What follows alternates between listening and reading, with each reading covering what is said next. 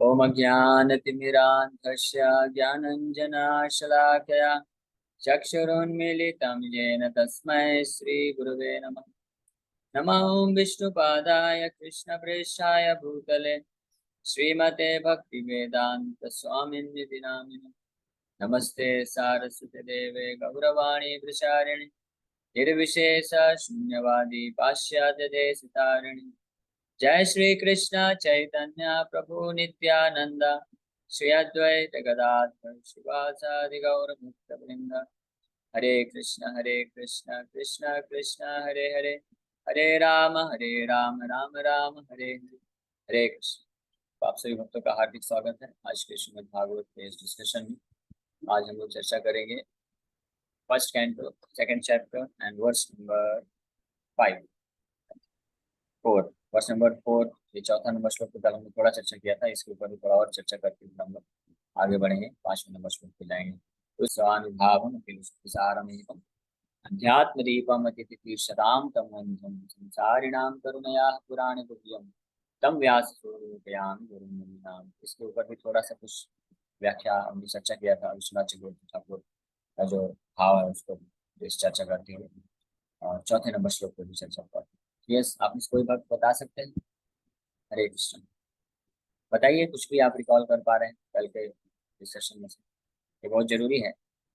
अभी हर दिन हम लोग ऐसे ही करेंगे ताकि आप लोग ध्यान पूर्वक श्रवण करें, सुने। अभी आप लोग को धीरे धीरे प्रोग्रेस करना है। ये स्कूल बोलते हैं फर्स्ट क्लास डिवोटी। तो फर्स्ट क्लास डिवोटी मतलब जो ध्यान पूर्वक श्रवण करता है और फिर रिकॉल कर सकते हैं। यस, हरे कृष्णा। कोई नहीं बता सकता या तो फिर मैं नाम लेता हूँ। चलेगा, मैं पूछूं क्या?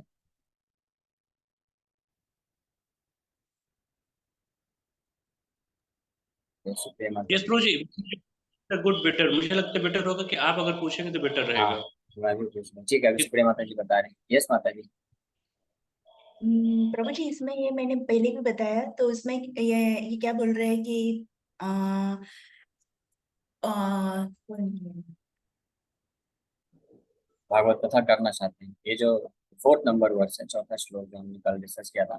नारायणम नमस्कृत्य नरम चैव नरोत्तम देवीं सरस्वतीं व्यासं ततो जयम उदीरये। ये श्लोक सुखदेव गोस्वामी के द्वारा बोला जा रहा है। सुखदेव सॉरी सूत गोस्वामी जो कि अभी शौनक आदि ऋषि के सभा में हैं, उनको भागवत कथा करने वाले हैं। तो वो भगवान नारायण को, नरम नरोत्तमा जो कि हैं उनको, और सरस्वती देवी को, और भगवान साक्षात स्वयं जो इस वैदिक ग्रंथों के रचयिता हैं व्यास देव जी, उनको प्रणाम करते हैं। इस प्रकार से यहाँ पे जो है सूर्य गोस्वामी मंगलाचरण कर रहे हैं। ये भी मंगलाचरण का ही उनका श्लोक है।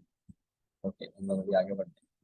तो कल हमने इस श्लोक पे चर्चा किया था कि नारायणं नमस्कृत्य नरम चैव नरोत्तमं, नारायणं नमस्कृत्य नरम चैव नरोत्तमं देवीं सरस्वतीं व्यासं। ये 4 भगवान नारायण, भगवान के शुद्ध भक्त नरम जो कि नरोत्तम है, best of the human beings हैं, और सरस्वती माता और वेद व्यास जी को प्रणाम करते हुए ही जो है ततो जयम उदीरये, उदीरये उदीरये मतलब इस भागवत का कथा करना चाहिए देयर आफ्टर आफ्टर दैट, ताकि आशीर्वाद को प्राप्त कर ले। ततो जयम जयम शब्द सूचित करता है all that is meant for conquering, जो प्रभुपाद जी ट्रांसलेशन में लिख रहे हैं। So before reciting this Srimad Bhagavatam, which is the very means of conquest, किसके ऊपर जय प्राप्त करना?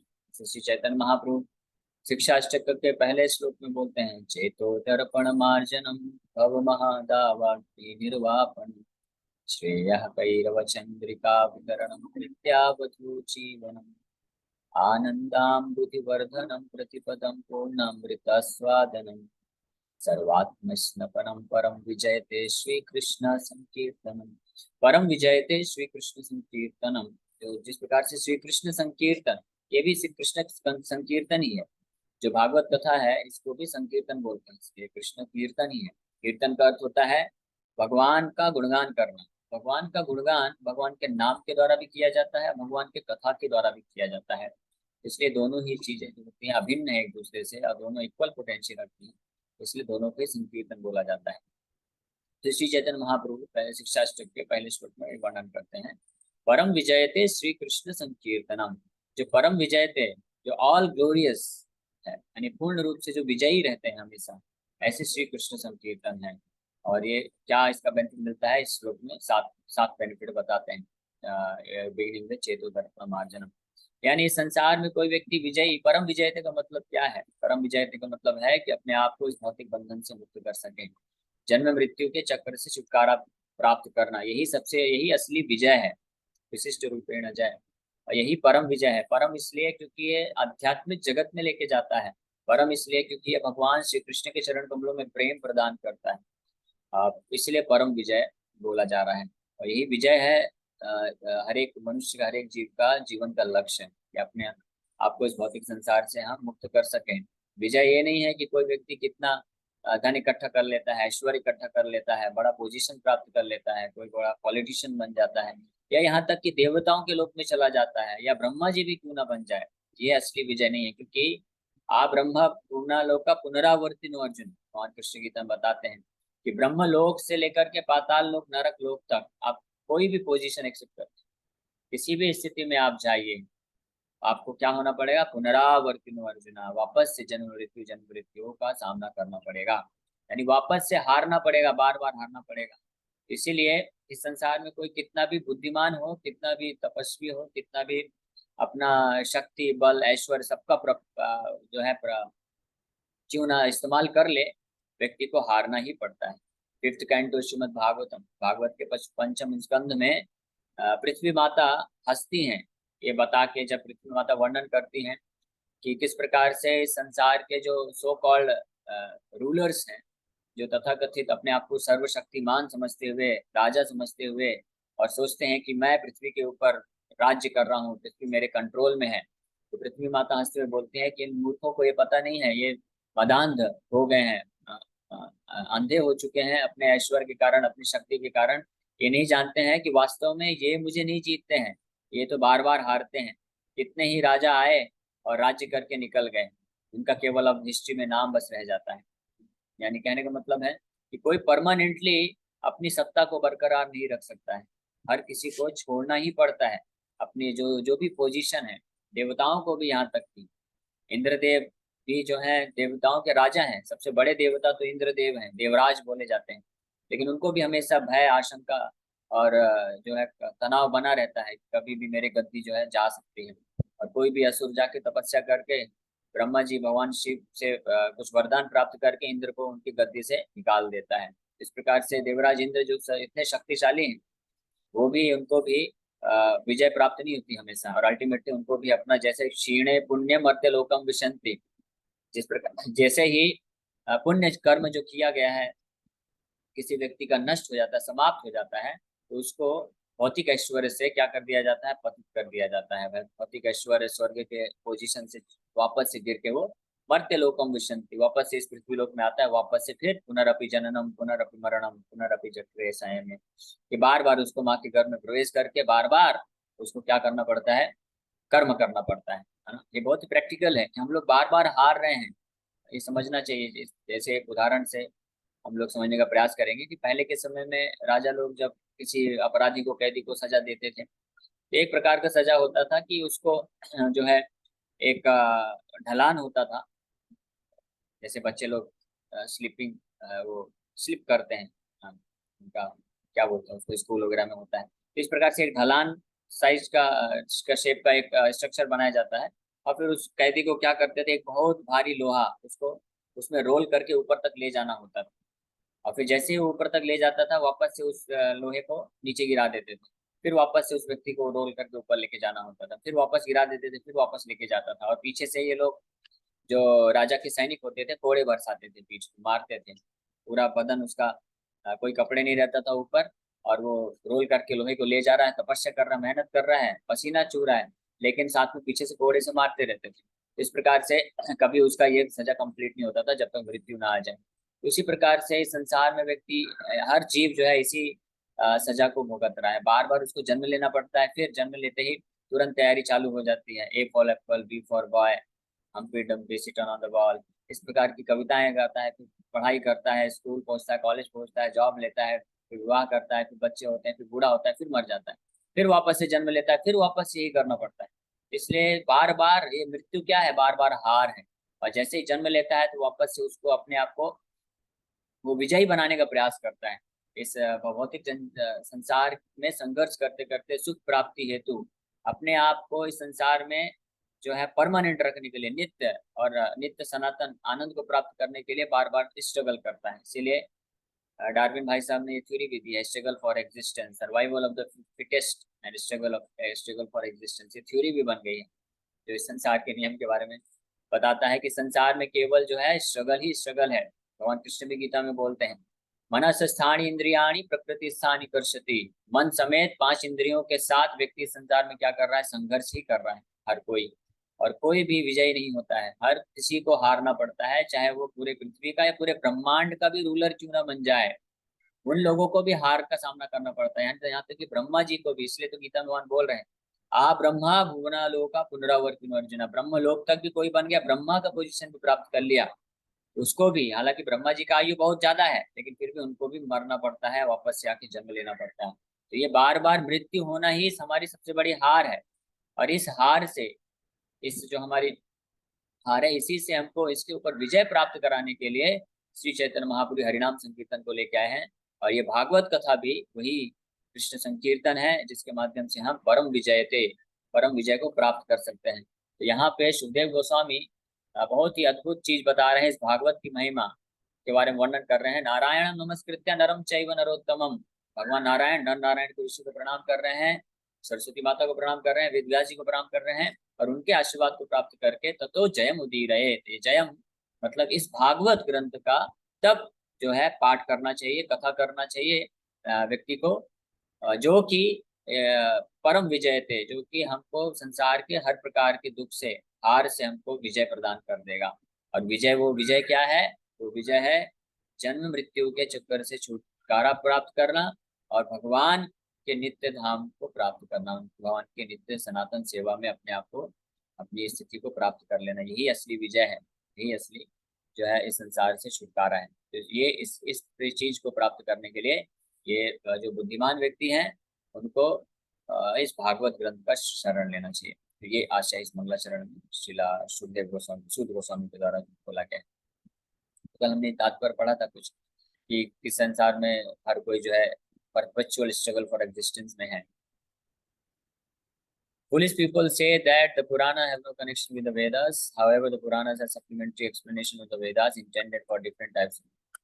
All men are not equal. There are men who are conducted by mode of goodness, others who are under the mode of passion, and others who are under the mode of ignorance. The Puranas are so divided that any class of men can take advantage of them and gradually regain their lost position and get out of the hard struggle for existence. Srila Sudha Goswami shows the way of chanting the Puranas. This may be followed by persons who aspire to be preachers of the Vedic literatures and the Puranas. Srimad Bhagavatam is the spotless Purana, and it is especially meant for them who desire to get out of the material entanglement permanently. जो इस विजय को प्राप्त करना चाहते हैं, भौतिक जगत से छुटकारा प्राप्त करके अपने आप को आध्यात्मिक जगत में स्थित करने के इच्छुक हैं परमानेंटली, सनातन रूप से, ऐसे बुद्धिमान और शुद्ध हृदय, शुद्ध विचार, शुद्ध बुद्धि वाले लोगों के लिए ही है ये श्रीमद् भागवत पुराण। श्रीमद् भागवत पुराण क्या है, कोई साधारण ग्रंथ नहीं है। इस प्रकार से ये अब 5वें श्लोक में, अभी इस प्रकार से श्लोक संख्या 2, 3, 4 में श्रील सूद गोस्वामी मंगलाचरण अर्पण किए, यानी प्रार्थना किए, आशीर्वाद की याचना किए सुखदेव गोस्वामी से और भगवान नारायण से, भगवान व्यासदेव जी से और देवी सरस्वती माता से। सरस्वती माता हमने कल डिस्कस किया था कि ये स्पिरिचुअल काउंटर पार्ट है, जो मटेरियल वर्ल्ड में जो सरस्वती है, स्पिरिचुअल काउंटर पार्ट है, जो कि भगवान की नित्य अर्धांगनी है। ये सरस्वती माता भगवान कृष्ण की अर्धांगनी है, कंसोर्ट है, उनकी शक्ति है। ये जो भौतिक जगत में जो सरस्वती है वो अलग है। अब नेक्स्ट 5वें नंबर श्लोक में ये मंगलाचरण करने के पश्चात अब सूत गोस्वामी कॉन्ग्रेचुलेशन दे रहे हैं, धन्यवाद दे रहे हैं और आभार प्रकट कर रहे हैं जिन शौनक आदि ऋषियों का, जिन्होंने इतने अच्छे सुंदर प्रश्न पूछे हैं, जिसके कारण ये भागवत ग्रंथ से प्रकट होने वाला है। मुनिया साधु पृष्ठोहम भवते लोकमंगलम यत्कृतः कृष्ण संकृष्णो येनात्मा सुप्रसीदति। तो अगर आपको याद होगा तो आप जो है जान पाएंगे कि पहले अध्याय में जब शौनकादि ऋषि ने क्वेश्चन पूछा था, उन्होंने प्रश्न पूछा था, तो 6 प्रश्न शौनकादि ऋषि पूछते हैं। तो उन 6 प्रश्न में जो एक प्रश्न था कि what is the essence of all वैदिक लिटरेचर्स, कि यत् सारम ब्रूहि यत् सारम आख्याहि ब्रूहि यत् सारम ये श्रोतव्यानि सहस्र। ये अलग अलग सहस्र हजारों हजारों शास्त्र हैं और हजारों हजारों उसमें विधि विधान है, साधना है, साध्य है, बताया गया है। लेकिन आप सारे शास्त्रों का सार जो निचोड़ है वो बताइए, ये प्रश्न पूछा था। दूसरा प्रश्न पूछा गया था शौनकादि ऋषि से, जिसको प्राप्त, जिस सार को जानने के बाद ये ना आत्मा सुप्रसिद्धति, जिसके द्वारा हर किसी के हृदय को सुप्रसिद्धति, जो पूर्ण रूप से तृप्ति मिल जाएगी, संतुष्टि मिल जाएगी, ये प्रश्न पूछा था। तो इसी प्रश्न के उत्तर में को याद करते हुए इस 5वें नंबर श्लोक में सूर्य गोस्वामी जो है शौनकादि ऋषि को कॉन्ग्रेचुलेशन बोल रहे हैं और उनको अप्रिशिएट कर रहे हैं कि आपने ये जो पूछा है कृष्ण संप्रश्न, पहले मैं ट्रांसलेट कर देता हूँ। मुनिया साधु कृष्ण, ओ sages, I have been justly questioned by you. Your questions are worthy because they relate to Lord Krishna and so are of relevance to the world's welfare. Only questions of this sort are capable of completely satisfying the self. तो इस प्रकार से इस प्रश्न के उत्तर की रूपरेखा तैयार कर रहे हैं सूर्य गोस्वामी कि इस प्रकार से मुनिया साधु पृष्ठो हम, कि आपने बड़ा साधु, साधु मतलब होता है अच्छा या बहुत ही महत्वपूर्ण, आवश्यक। साधु के कई अर्थ होते हैं। साधु का शाब्दिक अर्थ तो है अच्छा, इसलिए जो भक्त होते हैं वो भी साधु कहलाते हैं और जो भक्त नहीं है वो असाधु कहलाते हैं कि वो अच्छे नहीं है। क्योंकि इसीलिए शास्त्रों का निर्णय है कि जो भक्त है केवल वही साधु है, वही अच्छे लोग हैं। कोई भी व्यक्ति संसार में अच्छा नहीं बन सकता है। कोई ये नहीं बोल सकता मैं भगवान का भक्ति नहीं करूंगा, भगवान को नहीं मानता हूँ लेकिन मैं अच्छा हूँ। क्यों अच्छा हूँ? क्योंकि मैं किसी के बारे में बुरा नहीं सोचता, किसी का कुछ बुरा नहीं करता हूँ, मैं सबको हमेशा मदद करने का प्रयास करता हूँ, ईमानदारी से कमाता हूँ। इसलिए मैं भगवान के भक्ति तो नहीं करता, भगवान को नहीं मानता, लेकिन मैं अच्छा हूँ, अच्छे से जीवन यापन करता हूँ। तो वास्तव में ये जो है ये उसी प्रकार से है जिस प्रकार से जो एक बार 4 चोर मिलके किसी बैंक को लूटे और बैंक को लूटने के बाद जब घर पे आए और चारों लोग बैठ के डिवाइड कर रहे हैं पैसा, और वो एक में से एक चोर बोलता है देखो भाई, ईमानदारी से बांटना, कोई बेईमानी मत करना, चोरी मत करना, ठीक है? हम लोग सब ईमानदारी से खाएंगे, ईमानदारी से मिल बांट के खाएंगे, किसी का कुछ बुरा नहीं करने का, सब कुछ अच्छे से बांटने का। तो ये उसी प्रकार से है ना। आप चोरी का पैसा लेके आए हो, बैंक से लूट के आए हो, चोर है, पूरा का पूरा धन ही आपका चोरी का है, उसमें क्या ईमानदारी आप बताएं? उसी प्रकार से संसार के जो लोग होते हैं, सो कॉल्ड अच्छे लोग होते हैं, वो बोलते हैं हम भगवान को नहीं मानते हैं, भगवान को मानने का आवश्यकता नहीं है, लेकिन हम किसी के साथ बुरा नहीं करते हैं, हम केवल ईमानदारी से कमाते खाते हैं। आप ईमानदारी से नहीं कमा खा रहे हैं, आप भगवान का खा रहे हैं, भगवान का पी रहे हैं, भगवान से सब कुछ ले रहे हैं और भगवान को वापस नहीं दे रहे हैं आप। ये चोरी हुआ ना। जैसे एक बार प्रभुपाद जी मायापुर में थे, तो मायापुर में एक भक्त लेके आए थे, एक बहुत बड़ा बिजनेसमैन था, उसका ग्लास का फैक्ट्री था। तो भक्त बोले प्रभुपाद जी को कि प्रभुपाद जी ये बहुत बड़ा बिजनेसमैन है, इनके कई फैक्ट्री हैं, कई ब्रांचेस हैं। तो प्रभुपाद जी बोले ही इज अ थीफ, उनके सामने ही। अब प्रभुपाद जी क्योंकि शुद्ध भक्त हैं और बड़े भी हैं काफी उम्र में, 75 साल के थे, और ये तो नौजवान नौ था, नया 40-50 साल का बिजनेसमैन था, तो उसको बुरा नहीं लग गया। प्रभुपाद जी इस तरह से वो बात कर रहे थे बड़े प्रेम से, बोले यू आर अ थीफ। तो वो आश्चर्यचकित हो गया, कैसे, मैं चोर कैसे हूँ? तो प्रभात जी बोले कि आप का क्या बिजनेस? वो बोला मेरा कांच का बिजनेस है, ग्लास में मैन्युफैक्चर करता हूँ। तो ग्लास आप कहाँ से बनाते हैं, आप कैसे, स्रोत क्या है आपका? बोला ये सिलिका लेता हूँ मैं। सिलिका किसका है? प्रकृति का, नेचर का है। तो नेचर किसका है? प्रकृति तो किसका है? कृष्ण का है ना, भगवान का है ना। तो आपने भगवान को पूछा क्या, परमिशन लिया क्या, या भगवान को वापस रिटर्न कुछ दिया क्या? तो बोला नहीं। लेकिन फिर वो बोला कि I also give some donation for your movement, मैं आपके मूवमेंट में कुछ डोनेशन देता हूँ।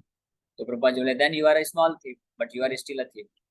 चोर तो फिर भी आप थोड़ा देते हैं इसलिए थोड़े चोर हैं, लेकिन तो है। इस प्रकार से ये जो सो कॉल्ड ईमानदार लोग हैं, सो कॉल्ड अच्छे करने वाले लोग हैं, ईमानदारी से रहने खाने वाले लोग हैं, दूसरों का हमेशा अच्छा अच्छा बोलने वाले लोग हैं, ये वास्तव में ये अच्छा अच्छा कोई से अच्छे का कोई मतलब नहीं है। असलियत तो ये है कि साधु, साधु मतलब अच्छा अच्छा व्यक्ति केवल वही हो सकता है जो भगवान का भक्त है, जो भगवान की अथॉरिटी को एक्सेप्ट करता है कि ये पूरा संसार, पूरी सृष्टि जन्मादयश्यतः अहम सर्वस्य प्रभो, भगवान कृष्ण गीता में क्लेम करते हैं, सर्वलोक महेश्वरम सोहिदम सर्वभूतानां, कि पूरे लोकों का, त्रिभुवन का मैं एकमात्र कंट्रोलर हूँ, मैं ही इसका प्रोप्राइटर हूँ।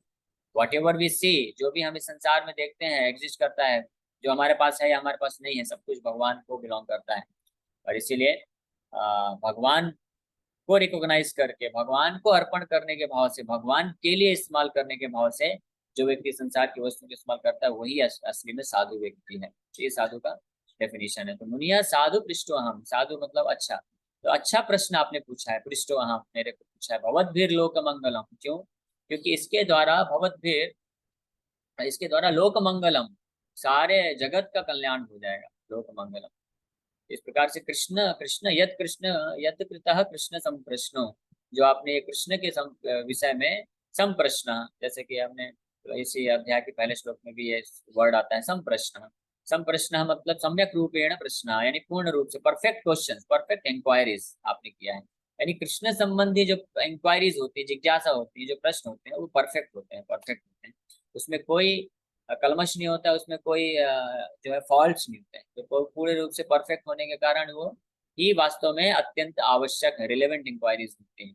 इस प्रकार से कृष्ण संबंधित प्रश्न पूछ करके आपने बहुत बड़ा उपकार किया है। किसके ऊपर? अपने ऊपर भी, मेरे ऊपर भी। शुद्ध गोस्वामी का ये भाव है कि मेरे ऊपर भी, क्योंकि मुझे भी आपको ये कृष्ण कथा करने का मौका मिलेगा, मेरा भी फायदा होगा, उद्धार होगा, मैं भी भगवान कृष्ण के प्रति भक्ति विकसित कर पाऊंगा। और साथ ही साथ में लोक मंगलम, इस पूरे जगत के लिए, जो लोग यहाँ पे बैठ के सुनने वाले हैं उनके लिए तो है ही है, लेकिन साथ में आगे आने वाले जो लोग भी इस कन्वर्सेशन को, इस भागवत कथा को सुनेंगे, उन सबका मंगलम होगा, सबका ऑस्पिशियसनेस होगा। और वास्तव में इसी के द्वारा ये ना आत्मा सुप्रसिद्धति, इसके द्वारा ही जो आत्मा है पूर्ण रूप से सेटिस्फाइड हो सकती है, तृप्त हो सकती है। सुप्रसिद्धति, प्रसिद्धति मतलब तृप्त होना, और सुप्रसिद्धि मतलब पूरे पूर्ण रूप से, कंप्लीटली सुप्रसिद्धि। इस प्रकार से इस श्लोक में जो है कॉन्ग्रेचुलेशन दे रहे हैं, आभार व्यक्त कर रहे हैं श्री शुद्ध गोस्वामी सौनक आदि ऋषि का। कल हम और इस पर थोड़ा चर्चा करेंगे।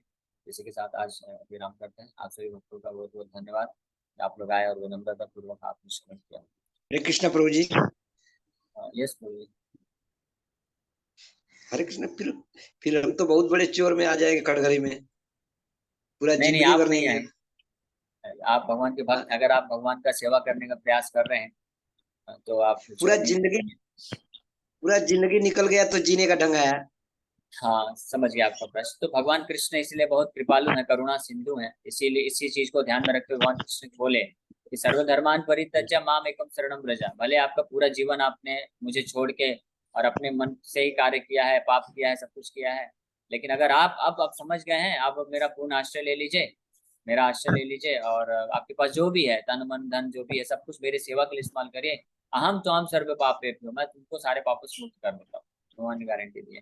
तो जब व्यक्ति जब जो जहाँ चाहे पूरा जिंदगी भर अपराध किया हूँ प्रभु जी।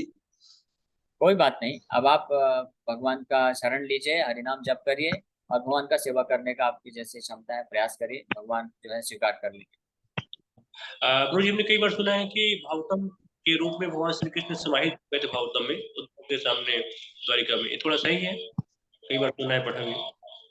हाँ, ये सही बात है कि जो भागवत भगवान अपने धाम की ओर जा रहे थे, तो विशेष रूप से इस भागवत के रूप में भगवान अपने आप को वांगमय रूप में अवतार लिए। और ये हम पढ़ते हैं जब प्रभास क्षेत्र में भगवान स्पेसिफिकली उद्धव को बुला के भागवत का ज्ञान देते हैं खुद से। तो ये भागवत के बारे में जब बताते, वही उद्धव गीता बनता है, कन्वर्सेशन है पूरा। और उद्धव को एम्पावर करते हैं, और उद्धव को बोलते हैं कि सारे यदुवंशियों को तो मैं लेके जा रहा हूँ, लेकिन आप यहीं पे रहो, क्योंकि you are as good as myself. और मैं अपना वांगमय रूप यानी भागवत के रूप में मैं आपको अपने हवाले करके जा रहा हूँ। और आप ये मुझे इस प्रकार से इस धर्म को मुझे सारे मेरे जो भक्त लोग हैं उनको जो है आप पहुंचाइए, क्योंकि मेरे जाने के पश्चात क्या होगा, जितने भी भक्त होंगे वो सब विरह को सहन नहीं कर पाएंगे, और वो लोग भी शरीर मृत्यु को प्राप्त हो जाएंगे। लेकिन आपका ये बहुत बड़ा इंपॉर्टेंट रोल है कि आप मुझे इस भागवत के माध्यम से उनके हृदय में पहुंचाइए। इस प्रकार से सत्य बात है, कृष्ण ही है भागवत, कृष्ण तुल्य भागवत विभु सर्वाश्रय। और हमने सुना है कि भागवतम का आश्रय लेना सबसे श्रेष्ठ साधन है। इस साधन में सबसे श्रेष्ठ भागवतम का आश्रय लेना। Yes, definitely. श्री चैतन्य महाप्रभु इसका प्रमाण देते हैं। रामानंद राय से जब कन्वर्सेशन हो रहा है तो जैसे ही रामानंद राय ने महाप्रभु पूछे कि सर्वश्रेष्ठ उपाय क्या है सभी लोगों को उद्धार के हेतु, तो रामानंद राय अलग अलग पहले बोल रहे थे शास्त्रों से ही, लेकिन महाप्रभु बोले ये हो बाह्य, ये तो एक्सटर्नल। लेकिन जैसे ही रामानंद राय ने बोला कि अगर कोई भगवान के शुद्ध भक्त के माध्यम से भवदीय वार्ताम, आपकी कथा सुनता है, यानी भागवत कथा, कृष्ण कथा सुनता है, तो वो सर्वोत्तम उपाय है। तो महाप्रभु बोलते हैं यो है, यही परफेक्ट है। तो ये सबके बात सर्वश्रेष्ठ उपाय है।